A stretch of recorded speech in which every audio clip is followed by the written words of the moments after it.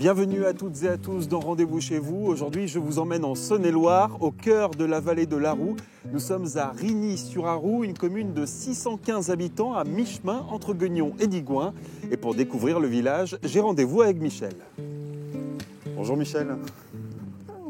Bonjour Sébastien. Vous allez bien? Très bien. C'est un joli village, Rigny-sur-Aroux. C'est touristique ici? Oui, un petit peu à cause des vieilles maisons et de l'église, mais c'est surtout connu pour son inondation qu'on a eue en fin d'année dernière. Disons que moi, depuis 40 ans, je n'avais jamais vu ça. Et donc là, on entre dans le vieux Rigny alors? Oui, c'est toutes des anciennes maisons. Là, c'est l'ancienne cure, c'est-à-dire où habitait monsieur le curé, jusque dans les années 85 peut-être, oui. Mais il n'y a plus de curé aujourd'hui à Rigny? Non, il n'y a plus de curé. Il y a une messe une fois par mois. Ah, d'accord. Et vous l'avez connu, le curé, alors, d'ici? Oui, je l'ai connu, puisqu'il a baptisé mes enfants. Et là, c'est un endroit particulier. C'était avant un ancien relais poste, mais relais poste à cheval, et qui a été racheté. Et ils vont faire des chambres d'hôtes. J'ai l'impression que vous les connaissez bien, les maisons du village.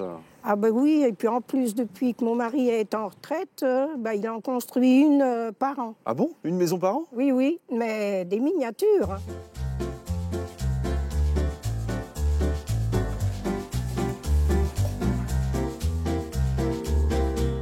Donc, je vous présente Jackie, mon mari, le fameux retraité. Le fameux.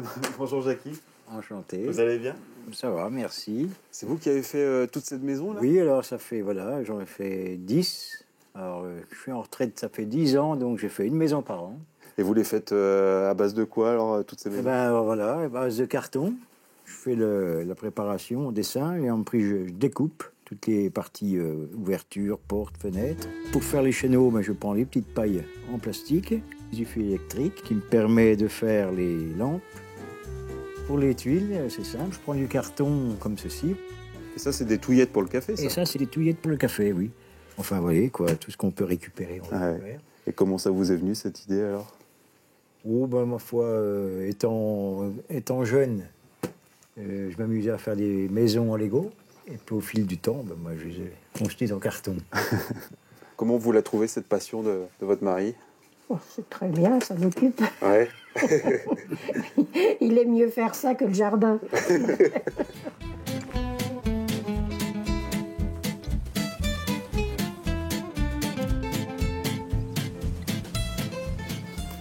sais pas où je suis. En tout cas, ça monte ici. La petite Mongolie de Bourgogne. Ah, je crois que je me suis vraiment perdu là.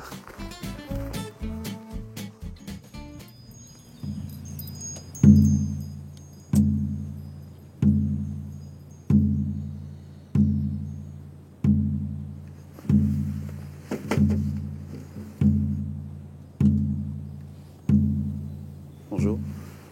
Bonjour. Excusez-moi de vous déranger. Je vous réveille en pleine sieste. Sébastien, enchanté. Franck, enchanté, bienvenue. Qu'est-ce que vous étiez en train de faire là? On était en pleine séance de relaxation et de méditation guidée par le tambour. Et ça vient d'où cette idée? Ça vient que j'ai été initié en Mongolie auprès de chamans et de guérisseurs pendant près de 10 ans. Et j'accompagne les gens individuellement, collectivement, sur plus de mieux-être, lâcher prise, revenir à soi, revenir à son corps, dans quelque chose de très pragmatique, très concret. Et les gens s'endorment ou alors ils restent malgré tout concentrés sur... Alors moi je les garde assis pour pas qu'ils s'endorment justement. Et c'est vrai que des fois on peut aussi méditer allongé. Et parfois en méditation il y en a qui se mettent à ronfler, mais bon voilà, on les bouscule un petit peu, mais normalement ça, ça fonctionne. Comment vous êtes arrivé ici alors? Alors une annonce sur internet. Le gîte était en vente et j'ai pris rendez-vous pour visiter. Et cette vue, ce panorama a vraiment été le coup de cœur. Ça me rappelle énormément la Mongolie, avec la roue au loin, les charolaises dans les prés, les yourtes. Et c'est comme ça que j'ai dit, voilà, la petite Mongolie, ce sera ici. Et vous vous définissez comme quoi aujourd'hui, comme chaman? Alors non, pas chaman, Non. plus chaman. Aujourd'hui, voilà, vous parlez aux arbres, vous jouez un peu du tambour, vous passez forcément pour quelqu'un qui se transforme en licorne, en chauve-souris. Donc non, non, non.